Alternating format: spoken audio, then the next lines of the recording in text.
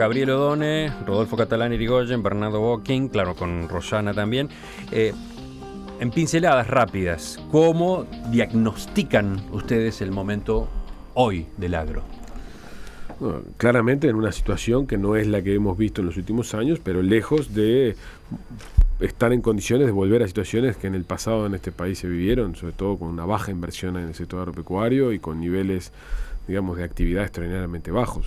Yo creo que... ¿El término enfriamiento, por ejemplo, podría funcionar? El término enfriamiento es una buena palabra. Vamos a ver una afectación del área sembrada, probablemente una caída del 20% del área sembrada este año, lo cual, más allá de las consideraciones que el Catalán hacía, que yo comparto respecto al precio que recibe el productor de parte de la carne, le puede dar a la ganadería, en un contexto de precios no tan afectado a nivel internacional, le puede dar otras oportunidades. Este es un escenario donde posiblemente podríamos discutir sobre el tema de la exportación de ganado en pie para resolver algunos de estos problemas que el Catalán recién planteaba. ¿La falta de liquidez no es una cosa que te preocupa, o la posibilidad del reendeudamiento del sector agrícola no te preocupa? Yo creo que acá tenemos dos tipos o tres tipos de jugadoras. Hay, en primer lugar, una cosa son los arrendatarios, otra cosa son los propietarios y otra cosa son los proveedores de servicios al sector. Claramente donde uno percibe mayores potenciales dificultades son en los intermediarios y en los proveedores de servicios, y eso puede tener sobre el interior del país algún efecto del abonamiento de afectación de la actividad intensa a lo largo de este año. Uh-huh. No percibimos que a nivel del productor en general, tanto el propietario como el arrendatario, estemos en niveles de endeudamiento extraordinariamente elevados. Los números del sector financiero así lo indican, por lo tanto no deberíamos esperar que una vieja lógica de transmisión de que el autoendeudamiento al final genera un frenazo de inversión muy significativa se implanta. Además tenemos jugadores distintos que los que teníamos hace 10 o 15 años, tanto en su capacidad como también en sus orientaciones de decisión de incorporación tecnológica, ¿no? Seguimos en la mesa. ¿Qué otras pinceladas incorporan ustedes? Porque, por ejemplo, Gabriel hablaba de que vamos a tener una caída del 20% en el área sembrada. Seguramente va a ser ese el orden. ¿Qué más? Bueno, eso en la parte soja, ¿no? Agrícola, exactamente. Tal vez en el arroz se van a reajustar, va a haber una reubicación, se va a tender a buscar los sistemas más eficientes, más productivos, eso es natural. ¿Y eso qué quiere decir? Bueno, elegir las áreas de mayor productividad en arroz, en soja, ni que hablar, zonas que hoy por los precios eran atractivas y de repente dejaban cierta rentabilidad, se van a dejar de lado, sea por costos extra de flete, zonas muy alejadas. De alguna manera se va a tender a reubicar todo en pro de tratar de sacarle jugo a la situación que estamos. ¿Qué más? Otros rubros. Achicando, y bueno, inmediatamente creo que la parte de lo que es el nivel del sector de servicios que se había montado atrás de un sistema agrícola muy pujante, al achicar el área y al pararnos en otro contexto va a tener que readaptarse, replantearse todo, ¿no? Y cuando hablamos de servicios es todo lo que está vinculado al agrotransporte, servicios en general de agrícolas directamente, la industria, de alguna manera tiene que readaptarse a la nueva situación. ¿Y fuera de la agricultura? Yo no sé, la ganadería, la lechería, la forestación, no sé. La pregunta es muy amplia para definirla con un pincelazo, como decís. Una brocha puedes usar también. Yo más bien me manejo con brocha gorda. Aparte de coincidir en lo que decían Gabriel y Bernardo, yo quiero marcar un tema que a veces desde el sector urbano es difícil de percibir, y es que nosotros en el papel es muy fácil dibujar el ascenso y el descenso, pero en los procesos productivos y sobre todo en los que implican ciclos biológicos largos, la marcha atrás es mucho más dificultosa, en el sentido de que se invierte, se cambia el sistema, se intensifica, pero hay una gran inflexibilidad al retorno hacia atrás. Un ejemplo típico, ese 20% por lo menos de agricultura que se va a dejar de hacer, se hizo a partir, toda o gran parte de la agricultura se hizo a partir de una sustitución de áreas ganaderas, de las mejores áreas ganaderas. Eso ahora, para volverlo a la productividad anterior, implica inversiones enormes, porque te queda, capaz que digo algo poco entendible, pero queda un rastrojo improductivo hay que sembrarle una pradera artificial para recomponer la productividad. Eso vale $400 por hectárea, hay que poblarlo, hay que volver a poner el ganado que se vendió y eso sale $600 por hectárea, por decir algo.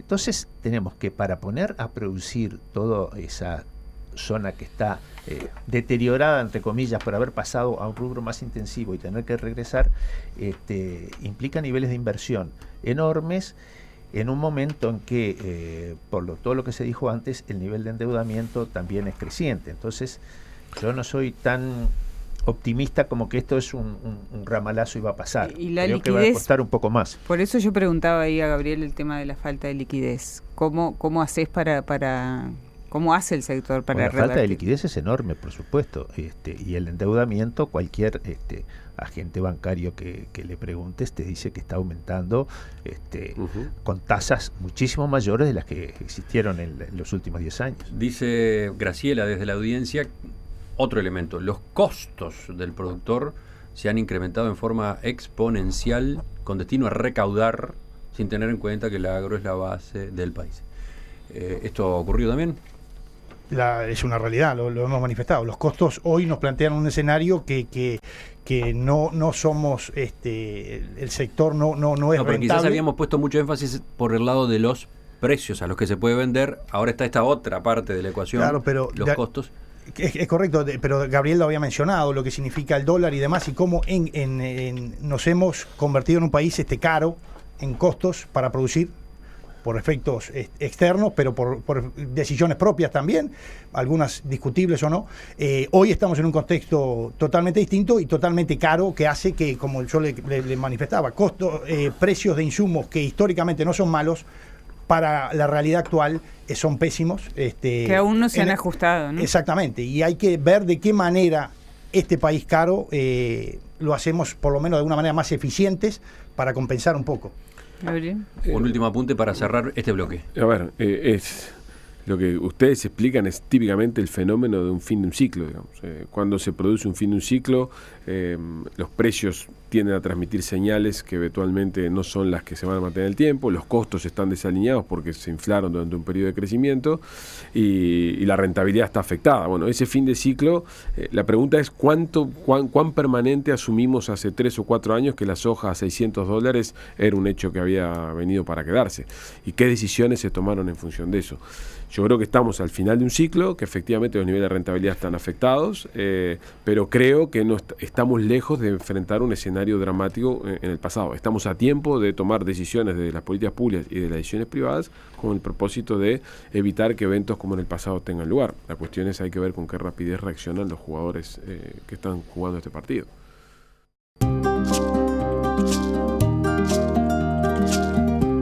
Seguimos con Rosana de la Sopa, con Rodolfo Catalán Irigoyen, con Bernardo Bocking, uno de los nuevos integrantes del equipo agro, asesor agrícola y en riego, radicado en el departamento de Salto, y como invitado el economista Gabriel Odone.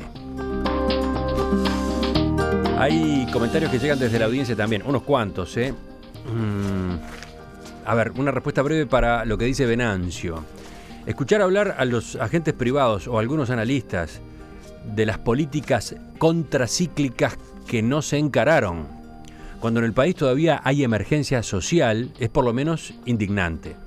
300.000 pobres, 10.000 uruguayos en la indigencia y algunos plantean ahorrar porque estábamos en época de vacas gordas. No, señores, estábamos sacando a cientos de miles de la pobreza y a miles de una vida indigna que no les permitía ni comer. ¿Qué dicen ustedes? ¿Qué van a hacer con esos cientos de miles que sacaron de una vida indigna repartiendo recursos, por supuesto, porque se trataba básicamente de repartir plata? Ahora, cuando no va a haber plata que repartir, bueno, hay que relativizar todo esto, pero digo, dicho en titulares, cuando va a haber mucho menos para repartir, el aparato generador se afectó y no se tomaron medidas. Pongo un ejemplo, durante todo el gobierno de Mujica no hubo un solo proyecto público-privado, que todo el mundo declara que son esenciales para disminuir los costos de transacción y mejorar los transportes y los depósitos, puertos y todo lo demás. Entonces, ¿qué se va a hacer ahora en la medida que esos recursos no fueron utilizados para generar actividades genuinas de producción y simplemente se otorgaron como un subsidio para ir tirando. Uh-huh. Otros comentarios de la audiencia, estos van al propio productor. Parece ser un productor él mismo el que manda el mensaje. Hugo, desde Palo Solo. ¿Qué ocurrió con la renta obtenida en los años pasados? ¿Los productores podemos hacer los cambios o la reconversión que son necesarios? Bueno, eso era un poco lo que decía O'Donnell, ¿no? Bueno, yo creo que la rentabilidad del sector agropecuario, medida en términos de lo que es el capital de trabajo, el capital de giro, claramente mejoró de manera sustancial. Pero no debieron haber hecho los productores también su propio proceso contracíclico. De eso de algún modo habla el oyente. Déjeme que lo diga de esta manera. Déjeme que lo diga de esta manera. Inversión en I+D como proporción del valor bruto de producción por distintos sectores. I+D, innovación más desarrollo. Hoy tenemos que en el sector los cereales es 1,3%, en el sector de ganadería es 1,5%, en el sector automotriz es 0,2%, en el sector turismo es 0,4% y en el sector de telecomunicaciones es 0,4%. ¿Qué es lo que ha pasado en Uruguay en los últimos años? Efectivamente, el sector agropecuario se ha vuelto mucho más complejo, ha habido un proceso de inversión muy sofisticado y en particular en esta encuesta, estos datos que estoy dando es una encuesta que realizó CIMBE en base a la encuesta, es un trabajo que hizo CIMBE en base a datos de la encuesta de la ANI, muestra que el proceso de intensificación en inversiones complejas en el sector agropecuario en primer lugar, eso es precisamente haberse preparado para este tipo de eventos. Capaz que se le fue la mano, esa es otra lectura posible. Yo recuerdo al presidente Mujica en una Expo Activa advirtiendo por el encantamiento de los fierros, ¿no? Por el deslumbramiento por comprar fierro que después iba a haber que pagar. La inversión en I+D que está registrando esto no son fierros. Esto es paquete tecnológico, esto es, mejor trazabilidad, esto es la sofisticación del producto, es lo que de alguna manera el ministro de Ganadería llama, repite, el agro inteligente. Yo creo que esto ocurrió en Uruguay de la mano de buenas inversiones, de la mano de una reorganización del proceso productivo, de la mano de una mejora de la productividad, que no está exenta, como en toda economía de mercado, de excesos. Efectivamente, eso no es parejo. Ha habido excesos. Seguramente en el rubro de la maquinaria agrícola tenemos hoy un parque de maquinaria excesivo para lo que va a ser el nivel de actividad en los próximos años. Ese va a ser parte del ajuste que se va a tener que procesar y hay que intentar que los efectos sean los menores posibles. Y de la mano, yo quiero agregarle esto, y de la mano también de un cambio en la cabeza y en la formación del propio productor rural, que ha acompañado enormemente y de forma muy diferente que antes todos estos procesos, ¿no? Cuando nombraste tú la secuencia. Yo creo que O'Donnell lo graficó muy bien con las cifras que manejó y las estadísticas que tiene, pero ya yendo a lo que significa el día a día, la realidad hoy que los procesos productivos son mucho más complejos y mucho más tecnificados y siguiendo lo de Rosana, hoy es muy común ver profesionales en todos los sectores, en toda la gama de rubros que hay.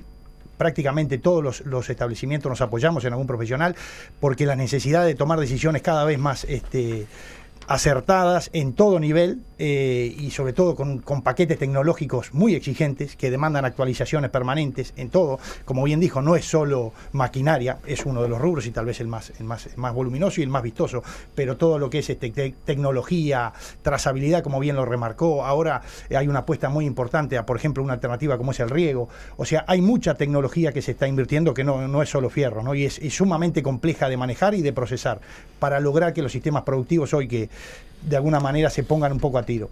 Creo que partimos de un escenario, gracias a toda esa inversión que se hizo, que pudo haber sido más, pudo haber sido mejor, bueno, pero lo que pasa es que también se está apostando mucho en el sector.